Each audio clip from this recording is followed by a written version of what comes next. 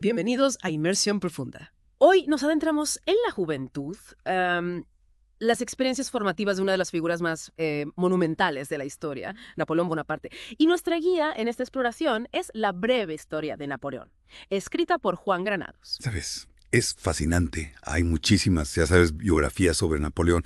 Pero lo que me atrajo del libro de Granados, incluso antes de profundizar en él, fue el respaldo del historiador José Luis Gómez Urdáñez. Ah, sí. Habla de una narración coherente, intensa y objetiva que realmente busca comprender a Napoleón desde todos sus posibles dinos de Praos en Domo Coquila. Es un elogio muy fuerte. Totalmente. Y Granados, con su doble experiencia, no tanto en la historia académica como en la novela, parece haber creado una biografía que no solo se ciña a la precisión histórica, sino que también te atrapa con su arte narrativo. Nuestra misión hoy, al sumergirnos en este libro, es descubrir esas influencias y esos puntos de inflexión, esos momentos cruciales en la juventud y la carrera temprana de Napoleón, que sentaron las bases para su, ya sabes, para su impacto tan profundo en Europa. Y es importante destacar que Granados no se limita a las crónicas históricas habituales. Introduce anécdotas menos conocidas, sacadas de relatos del siglo XIX. Esto promete ofrecernos una comprensión más rica, más matizada del hombre detrás de la leyenda. Vale, perfecto. Vamos a desgranar esto, empezando por el carácter temprano de Napoleón, tal y como se manifestó durante sus años escolares en Brienne. Granados nos presenta a un joven disciplinado, serio, a veces taciturno, pero en absoluto desagradable o asocial. Lo interesante aquí es el contexto. Aunque su familia tenía una posición, ya sabes, acomodada en Córcega, en Brienne, Napoleón era un estudiante becado, rodeado de compañeros de clase que provenían de la élite de la Europa continental. Esto lo diferenciaba de inmediato. Sí, claro. ¿Y ese origen corso influyó en algo tan básico como su nombre? Su marcado acento italiano hacía que Napoleón sonara como, la payonés, paje la nariz para sus compañeros francoparlantes, y ese se convirtió en su apodo. No debió ser fácil ser el forastero, ¿no? En efecto. Y esas experiencias tempranas parecen haber contribuido al desarrollo de algunas de sus creencias fundamentales, incluyendo su visión bastante pragmática de la religión. Vemos surgir este escepticismo temprano después de un sermón sobre los paganos virtuosos ardiendo en el infierno. Para una mente joven y aguda como la suya, la idea de figuras como Catón o Julio César, sufriendo la condenación eterna simplemente por no haber seguido una región que desconocían, no tenía sentido. Es casi como si ese encuentro temprano sembrara la semilla de su enfoque posterior hacia la religión, ¿no? Como verla más como una herramienta útil para fines políticos que como una fe personal profundamente arraigada. ¿Tú qué opinas? Exacto. Ajá. Ahora, si observamos su rendimiento académico en Brienne, emerge un patrón claro. Destacaba en asignaturas con una vertiente lógica y estratégica, matemáticas, geografía e historia. De hecho, Granados nos cuenta que era el mejor de su clase en estas áreas. Esa temprana habilidad para el pensamiento lógico y estratégico fue claramente un precursor de su posterior brillantez en la estrategia militar. Claro. Pero no todo fue un camino de rosas académicamente, ¿no? Aparentemente tenía dificultades con la ortografía, el latín y los idiomas en general. Hay una anécdota bastante mordaz sobre su profesor alemán, Bauer, quien, a pesar de la destreza matemática de Napoleón, predijo que no sería más que un bruto. Qué equivocado estaba. Eso demuestra lo difícil que puede ser predecir el futuro de alguien basándose únicamente en las en fortalezas y debilidades académicas. Lo que destaca es su pasión. Claro. La historia, particularmente las historias de héroes y hombres singulares, realmente lo cautivaba. Devoraba autores como Corneille, Ossian y Plutarco, empapándose de esos valores fundamentales de honor, deber y patriotismo, llenando el vacío dejado por su rechazo de la religión tradicional. Y toda esta promesa no pasó desapercibida. El inspector real, el caballero de Queralio, redactó un informe muy positivo después de visitar Brienne en 1783. Y este informe aseguró la admisión de Napoleón a la prestigiosa escuela militar de Saint-Cyr. Es interesante ver lo que Queralio destacó.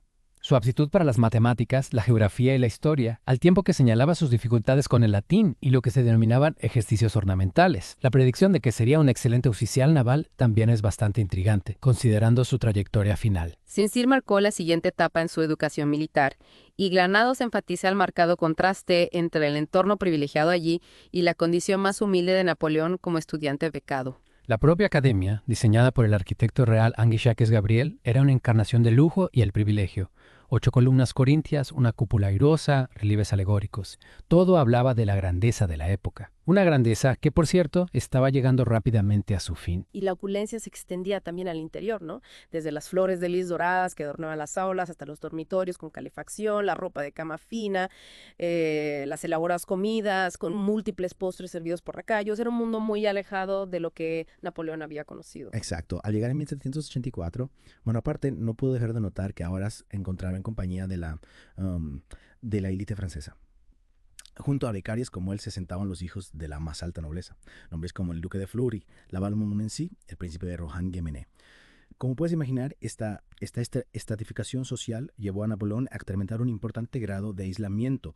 Era despreciado por estos vástagos de la alta sociedad francesa simplemente por su origen corso y su condición de estudiante financiado por el Estado. Pasando a su temprana carrera militar, Granados menciona brevemente los tiempos turbulentos.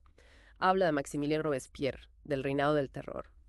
Es crucial recordar que este era el telón de fondo contra el cual Napoleón intentaba forjar su camino. En efecto. Para que tengamos un poco de contexto, el directorio era el comité gobernante de 5 miembros en Francia en ese momento. Ajá.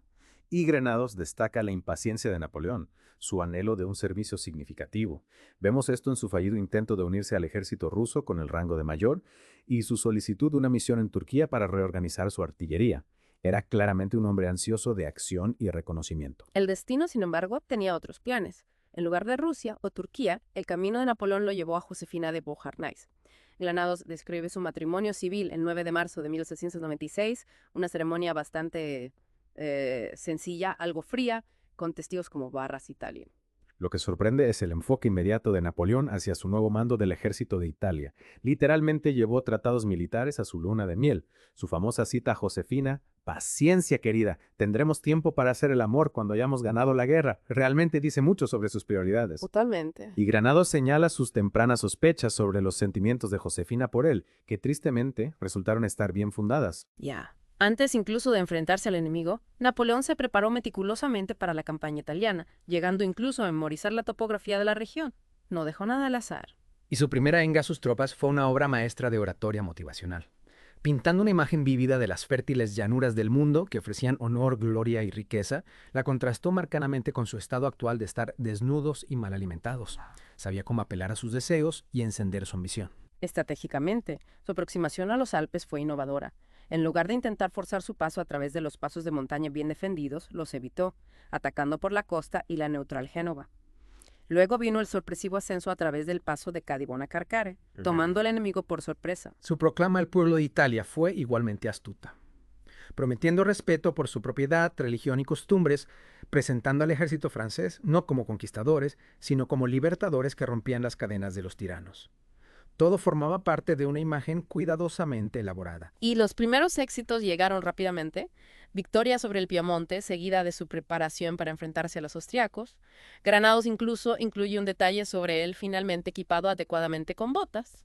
Una mejora pequeña pero significativa para su ejército en campaña.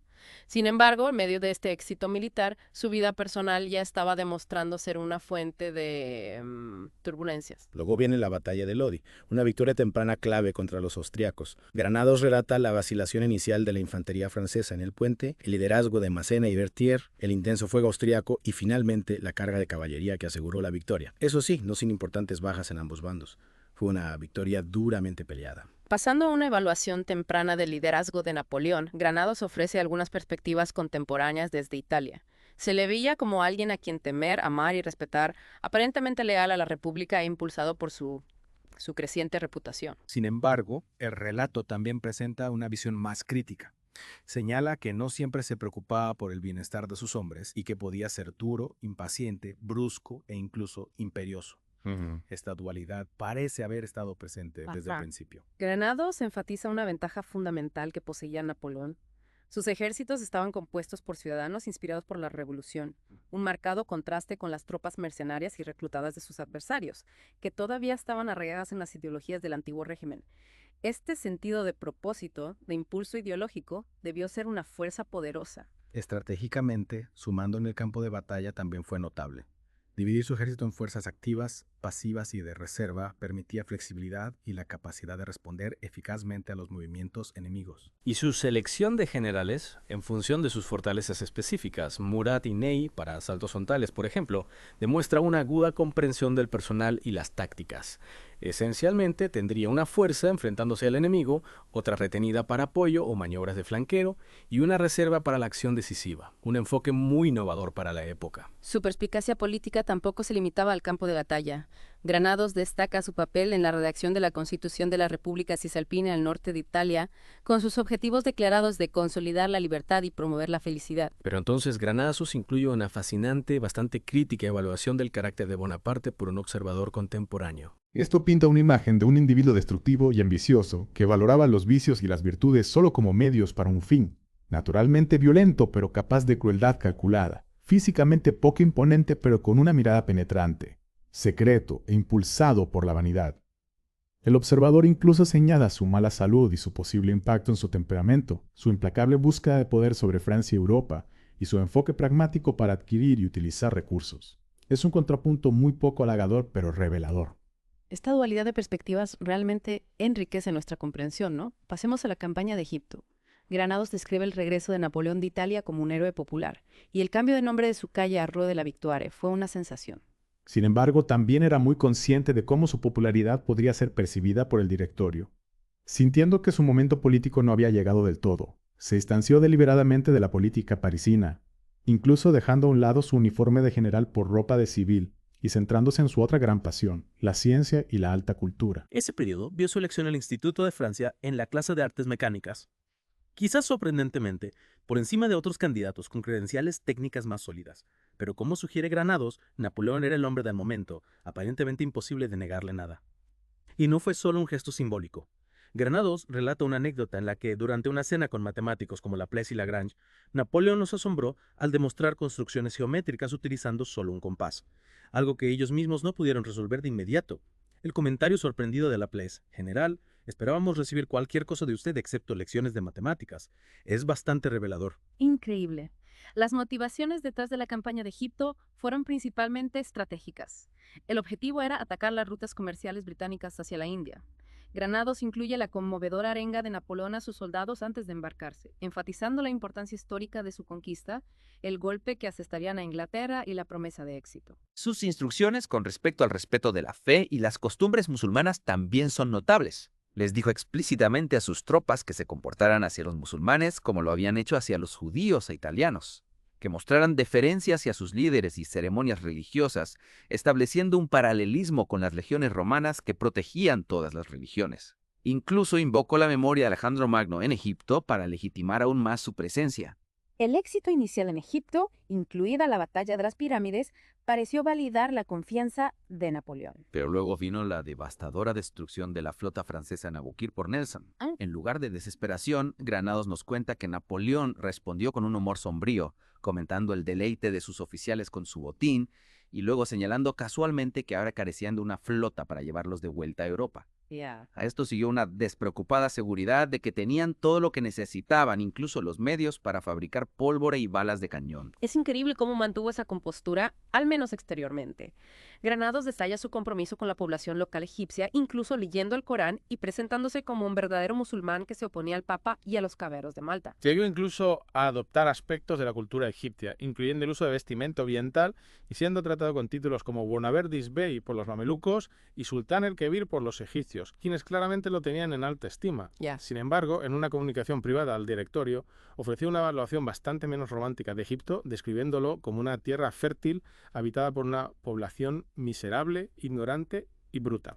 A pesar de los aspectos militares y políticos, la expedición egipcia también tuvo una importante dimensión intelectual.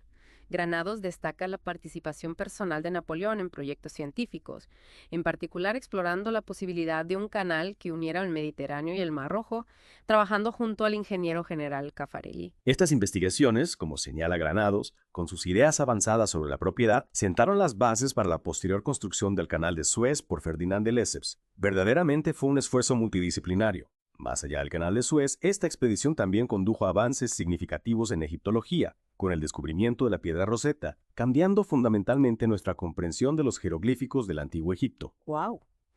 Granados cita la evaluación de Thiers de la expedición egipcia como la empresa más grandiosa y hermosa de Napoleón, enfatizando sus contribuciones culturales y científicas únicas. Tras la captura de Jaffa, Napoleón emitió una proclama al pueblo de Palestina, ofreciendo favor a los amigos y clemencia a los pobres, al tiempo que advertía contra la oposición.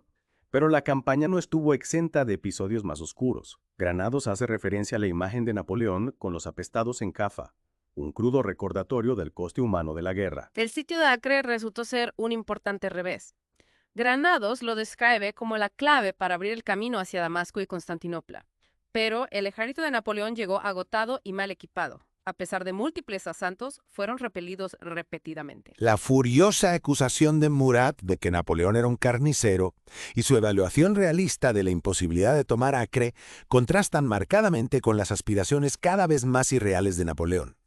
Granados comparte algunas de sus salvajes proclamas durante el asedio, imaginando la conquista de Siria, la abolición de la esclavitud, el derrocamiento del Imperio Otomano y el establecimiento de un nuevo imperio en Oriente. Con un posible regreso a París a través de Constantinopla o Viena, tras derrotar a Austria, suena casi delirante en retrospectiva. ¡Madre mía! Finalmente, tuvo que ceder a buen juicio de sus oficiales y ordenó una retirada de Acre, enmarcándola en una florida orden del día que enfatizaba futuras oportunidades de gloria.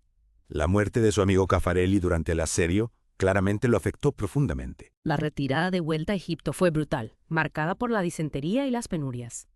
Granados relata la orden de Napoleón de que los soldados sanos cedieran sus monturas a los enfermos y heridos, con él mismo liderando a pie. Una poderosa imagen de liderazgo en la adversidad. Mientras Napoleón viajaba de regreso a Francia, su mente parecía estar lidiando con preguntas filosóficas más amplias. Granados comparte sus reflexiones durante el viaje de regreso, enfatizando la necesidad de audacia y cálculo, y su creencia en un poder superior que lo guiaba hacia un destino desconocido, haciéndolo temporalmente invulnerable. A su regreso, el escenario estaba listo para el golpe de Estado del 18 de Brumario.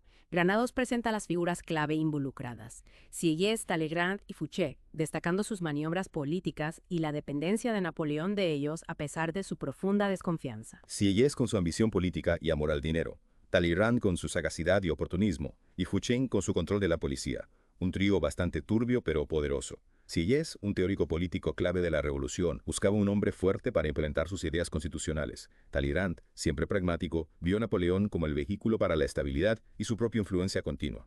Y Fouché, con su vasta red de espías, proporcionó el control necesario sobre la posible oposición. El golpe de Estado condujo a la formación del consulado y una nueva constitución, con 3 asambleas legislativas y un senado. Granados menciona los nombramientos estratégicos de Napoleón de Cambasalés por su experiencia jurídica y Lebrun por su perspicacia financiera. Entonces tenemos estas 3 asambleas. El Consejo de Estado redactando leyes, el Tribunado debatiéndolas y el cuerpo legislativo votando. Suena como un sistema diseñado con controles y equilibrios en mente, al menos sobre el papel. El establecimiento del Banco de Francia en 1800 fue un paso crucial hacia la estabilización de la economía y el control de las tasas de interés. Granados destaca el dramático aumento en el valor de los bonos de deuda pública como una clara señal de recuperación económica bajo el consulado. Igualmente monumental fue la tarea de crear un código civil unificado para Francia. Granados explica el caótico panorama legal de la época, con su mosaico de códigos locales y decretos revolucionarios contradictorios. Napoleón reconoció la urgente necesidad de un marco legal unificado. Reunió a un grupo de abogados notables y les dio un plazo estricto para producir un borrador. Los principios fundamentales del Código Civil: igualdad ante la ley, abolición de los derechos feudales, inviolabilidad de la propiedad privada, matrimonio civil, libertad de conciencia, libertad para elegir el propio trabajo. Fueron fundamentales. Granados señala la influencia personal de Napoleón, particularmente en el derecho de familia, abogando por obligaciones parentales más fuertes, una edad de matrimonio posterior y una firme defensa de la preeminencia del marido, así como la inclusión del divorcio civil. El Código Civil, finalmente publicado en 1804, tuvo un impacto duradero en los sistemas legales de todo el mundo, siendo finalmente renombrado como el Código Napoleónico. Granados también menciona brevemente el establecimiento de un código penal y el nombramiento de jueces de distrito independientes, solidificando aún más las reformas legales. Napoleón también emprendió importantes reformas en la educación. Se reabrieron las escuelas primarias y se fundaron liceos, centrados en temas clásicos y valores republicanos, con un aire patriótico y militar. Esto tenía como objetivo crear una nueva generación de ciudadanos capaces. Y en una muestra de su enfoque pragmático de la religión, Napoleón buscó poner bajo control estatal tanto el clero constitucional como el tradicional a través del concordato con el Papa. Granados cita su razonamiento. Una nación debe tener una religión y esta religión debe estar en manos del gobierno. La campaña de Marengo marcó otro éxito militar crucial. Granados corrige la imagen popular de Napoleón, cruzando los Alpes sobre un caballo fogoso gracias a la famosa pintura de David, con la descripción más precisa de él montado en una mula. La historia de su caballo árabe Marengo, su resistencia, longevidad, captura en Waterloo y la eventual exhibición de su esqueleto en Londres es una nota al margen fascinante. La propia batalla de Marengo fue una victoria duramente peleada. Granados incluye las reflexiones de Napoleón sobre la habilidad de la fortuna y su reacción a la victoria y la muerte de Sykes. Esta victoria, seguida del plebiscito de 1802, que lo convirtió en primer cónsul vitalicio, consolidó significativamente su poder. A pesar de la creciente prosperidad de Francia bajo su gobierno, Granados señala que gran parte de Europa todavía veía a Napoleón como un usurpador. Esta tensión subyacente continuaría moldeando sus interacciones con otras potencias. A medida que crecía su poder, también lo hacían los símbolos de su autoridad. Granados describe la adopción de símbolos imperiales, el águila unicéfala, la abeja y una corona de laurel de estilo romano para su coronación. Incluso tuvo preferencias para la ceremonia en sí, eligiendo Notre Dame en lugar del tradicional lugar de coronación de Reims. La descripción bastante burlona de Stendhal del atuendo de coronación de Napoleón como una mezcla de diferentes periodos históricos y elementos revolucionarios realmente destaca la naturaleza algo poco convencional de su ascenso al poder. Sin embargo, la grandiosa pintura de la coronación de David complació enormemente a Napoleón, solidificando la imagen que quería proyectar. Granados incluye el juramento que Napoleón prestó, prometiendo mantener el territorio de la República, el concordato, la igualdad de derechos, la libertad política y civil, la irreversibilidad de las ventas de propiedad nacional y gobernar en interés del pueblo francés. La batalla de Austerlitz es presentada por Granados como una importante victoria napoleónica, casi convirtiéndose en un símbolo del auge de su imperio. Sugiere que este éxito abrumador podría incluso haber llevado a una desconexión entre la percepción que Napoleón tenía de sí mismo y la realidad. Su eufórica arenga a sus soldados después de Austerlitz ciertamente transmite una sensación de invencibilidad. A medida que su imperio se consolidaba, crecía el deseo de un heredero legítimo. Granados explica la constatación por parte de Napoleón de que en efecto era capaz de engendrar hijos, contrariamente a las afirmaciones de Josefina. Esto condujo a su relación con María Waleska. María Waleska es descrita como una joven noble polaca que admiraba a Napoleón como un posible libertador de su patria. Granados relata su decidido primer encuentro en Varsovia en 1807 y la fascinación inmediata de Napoleón por ella. Mientras tanto, los problemas se estaban gestando en España. Granados menciona brevemente el papel de Murat como rey de Nápoles y su relación compleja y finalmente traicionera con Napoleón. El exilio de los reyes españoles a Valenciennes, acogidos por Talleyrand, es otro episodio intrigante. Los esfuerzos de Talleyrand para que se sintieran como en casa, su baja opinión de Fernando VII y la continua resistencia en España contra la ocupación francesa pintan un panorama de una situación complicada. Los enfoques contrastantes sobre la religión en el Estatuto de Bayona y la Constitución Española de 1812 subrayan aún más los enfrentamientos ideológicos de la época. La situación en España parece increíblemente compleja, casi un microcosmos de los conflictos europeos más amplios. Tenemos no solo la ocupación francesa, sino también divisiones internas entre los españoles y la participación de los británicos. Suena como un verdadero atolladero. De vuelta en Francia, las tensiones también aumentaban. Granados relata el furioso arrebato de Napoleón contra Talleyrand, provocado por las críticas percibidas a la campaña española. A pesar de su ira, sin embargo, solo destituyó a Talleyrand como gran chambelán, lo que indica su continua necesidad de las conexiones de Talleyrand. Su reprimenda a Fouché, aunque menos dura, también subraya su dependencia de la red de inteligencia de Fouché. La creciente sospecha de Napoleón hacia el zar Alejandro I, como un conspirador bizantino, complicó aún más el panorama político europeo. A pesar de los desafíos políticos y militares, la vida personal de Napoleón dio un giro significativo cuando María Luisa cumplió sus expectativas al quedar embarazada. Granados detalla el nacimiento de su hijo, el rey de Roma, en 1811 y la exultante carta de Napoleón a Josefina. La campaña rusa, sin embargo, resultó ser un punto de inflexión catastrófico. Granados relata la sangrienta batalla de Borodino y la devastadora retirada de Moscú, destacando las condiciones desoladoras, el hostigamiento de los cosacos, la escasez de suministros, el abandono de cañones. La justificación de Napoleón para su gobierno durante este periodo y las medidas extremas tomadas por los jóvenes para evitar el servicio militar ilustran la creciente tensión en el imperio. A medida que el imperio comenzaba a desmoronarse, Napoleón permaneció desafiante, declarando su negativa a ceder territorio. contrastando su posición como un soldado advenedizo con la de los monarcas hereditarios. Granados comparte su reflexión sobre sus ambiciones de establecer su dinastía en toda Europa. A pesar de las derrotas sufridas por sus mariscales, el propio Napoleón todavía parecía capaz de intimidar al enemigo, al menos por un tiempo. Sin embargo, la entrada de las fuerzas aliadas en París finalmente lo obligó a actuar. Talleyrand jugó un papel clave en la negociación de los términos de la primera abdicación de Napoleón. Granados incluyó los comentarios cínicos, pero quizás proféticos, de Napoleón sobre la adaptabilidad de Talleyrand y los futuros remordimientos de quienes lo abandonaron.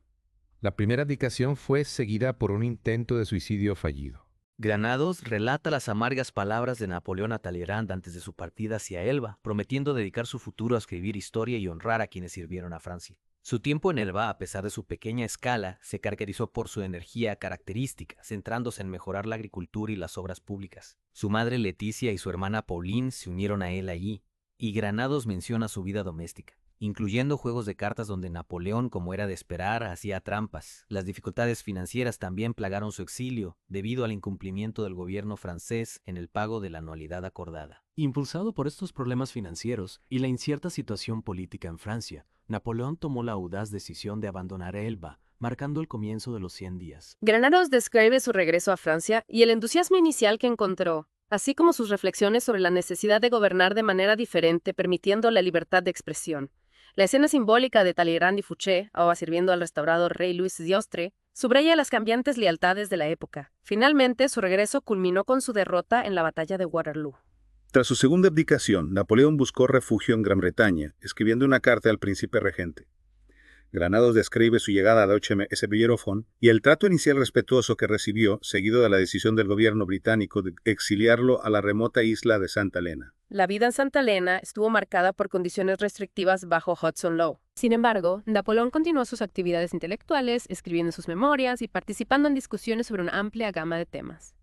Granados comparte sus reflexiones sobre la futura hegemonía de Rusia, sus puntos de vista sobre el amor y el matrimonio, y sus pensamientos sobre la religión, revelando sus inclinaciones materialistas junto con una aceptación pragmática de la posibilidad de una vida después de la muerte. Su salud se deterioró y su relación con su médico se tensó. El doctor Arnott llegó poco antes de su muerte, el 5 de mayo de 1821, a la edad de 51 años. Sus últimos pensamientos, según relata Granados, expresaron su creencia de que el pueblo francés lo recordaría con cariño durante siglos. El debate sobre la causa de su muerte continúa, siendo el cáncer de estómago la teoría más ampliamente aceptada. Fue enterrado en el manantial de Torbet, en Santa Helena, con una lápida sencilla y sin grabar debido a desacuerdos sobre la inscripción. Así pues, al concluir esta inmersión profunda en la juventud y la carrera temprana de Napoleón, a través de la lente de la biografía de Granados, emergen varias conclusiones clave. Su ambición, curiosidad intelectual e innegable talento militar fueron evidentes desde muy joven. Su personalidad compleja, marcada tanto por la brillantez como por los defectos, y las experiencias formativas que soportó, particularmente su condición de forastero, y sus tempranos éxitos y frustraciones militares, jugaron un papel crucial en la configuración de su extraordinario destino. Y como demuestra el trabajo de Granados, al entrelazar acontecimientos públicos con anécdotas privadas y recurrir tanto a relatos históricos establecidos como a crónicas menos conocidas, obtenemos una perspectiva mucho más matizada y atractiva de estos años iniciales fundamentales. Exacto. Finalmente te hace preguntarte, ¿verdad? ¿Cuántas de las semillas, tanto de la grandeza sin parangón de Napoleón como de su caída final, se sembraron en estos primeros capítulos de su vida y en las decisiones que tomó en el camino?